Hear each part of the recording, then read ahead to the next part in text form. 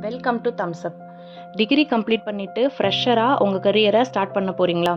நீங்கள் ஃபாலோ பண்ண வேண்டிய உங்களுக்கு ரொம்ப யூஸ்ஃபுல்லாக இருக்க போகிற 5 விஷயங்களையும் அதற்கான தெளிவான காரணங்களையும் இந்த வீடியோவில் சொல்லியிருக்கேன். ஸ்கிப் பண்ணாமல் பாருங்கள். நம்பர் 1, உங்களோட சேலரி டீட்டெயில்ஸை எக்காரணம் கொண்டும் உங்கள் சக பணியாளர்கள், அதாவது உங்கள் கொலீக்ஸ் கிட்ட ஷேர் பண்ணிடாதீங்க. உங்கள் கூட ஒர்க் பண்ணுறவங்க உங்களை விட வயசுலையும் எக்ஸ்பீரியன்ஸ்லையும் அதிகமாக இருந்து அவங்கள விட நீங்கள் அதிகமாக சேலரி வாங்குறீங்கன்னு தெரிஞ்சிச்சுன்னா அவங்களுக்கு உங்கள் மேலே ஈகோ அண்ட் ப்ரெஸ்டீஜ் ப்ராப்ளம் உருவாகிடும். கண்டிப்பாக யாராச்சும் உங்கள் சேலரி எவ்வளோன்னு கேட்க தான் செய்வாங்க. ரொம்பவே நாசுக்காக ஃபினான்ஷியல் டீட்டெயில்ஸை யாருக்கும் ஷேர் பண்ணுறதில்ல. தப்பாக எடுத்துக்காதீங்க, சாரின்னு சொல்லி முடிச்சிருங்க. நம்பர் 2, உங்களோட சக பணியாளர்களை அம்மா மாதிரி, இவங்க எனக்கு அப்பா மாதிரி, அண்ணன் தம்பி அக்கா தங்கச்சி மாதிரின்னு குறுகிய காலத்தில் எந்த உறவு முறையும் வைக்காதீங்க. உங்களுக்கும் அவங்களுக்கும் இடையில ஒரு நல்ல புரிதல் உருவாகிற வரைக்கும்.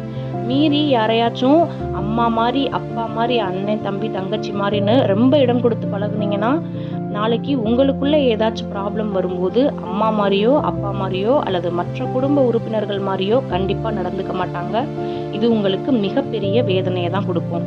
நல்லா ஞாபகம் வச்சுக்கோங்க, உங்கள் கூட வேலை பார்க்குறவங்க உங்களுக்கு கொலீக்ஸ் மட்டும்தான்.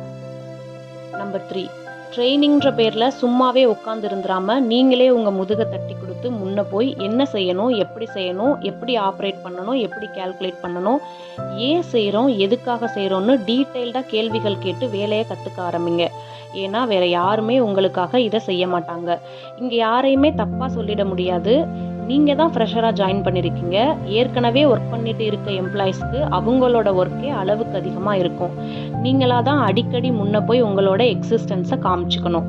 நம்பர் 4, நீங்கள் ஒர்க் பண்ணுற இடத்துல உங்களை பற்றி ஏதாச்சும் காசிப் உங்கள் காதுக்கு வந்துச்சுன்னா பெருசாக இல்லை சின்னதாக கூட ரியாக்ட் பண்ணிடாதீங்க. முக்கியமாக கேர்ள்ஸாக இருந்தால் ப்ளீஸ் பிரேக் ஆகிடாதீங்க. தட்டி விட்டுட்டு முன்னேறி போய்கிட்டே இருங்க. எதுக்காச்சும் ரியாக்ட் பண்ண ஆரம்பிச்சிங்கன்னா அது உங்களோட பீஸ் ஆஃப் மைண்டையும் க்ரோத் ஆஃப் கரியரையும் ஸ்பாயில் பண்ணிடும். நம்பர் 5, முதல் முறையாக வேலைக்கு போய் சம்பாதிக்க போகிறீங்க. இனிமேல் மந்த்லி உங்கள் அக்கௌண்ட்டில் சேலரி கிரெடிட் ஆக போகுது.